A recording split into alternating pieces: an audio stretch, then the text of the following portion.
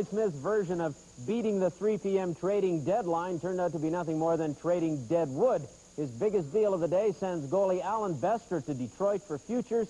Then he grabs Claude Loisel from Quebec on waivers. Then he sends minor leaguer Darren Veach to St. Louis for forward Keith Osborne, who's been spending time in Peoria. And finally, he ships Bobby Reynolds off the Newmarket squad to the Washington affiliate in Baltimore for defenseman Robert Mandel. But back to Bester. The little guy never lived up to his billing here in Toronto. Bester was the Leafs' third-round choice in 1983. He eventually shared time with Ken Regan and had some decent years, but he never really took off. A good year last season was followed by a terrible start this year. In fact, he never won a game, with the Leafs going 0-4 before being shipped off to Newmarket, where he stayed. He's looking forward to better things in Detroit, but wishes his career had turned out better here.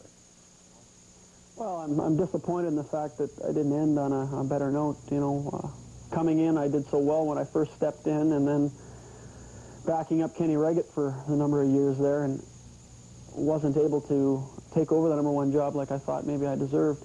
And once Kenny left, that's when I had the opportunity to really take over and show that I was able to carry this hockey team, and was never quite able to do it.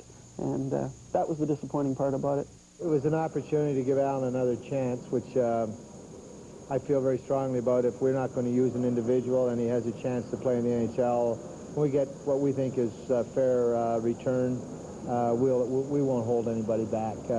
Alan, unfortunately, hasn't had much luck here the last couple of years, and I think it will be good for him to have a change.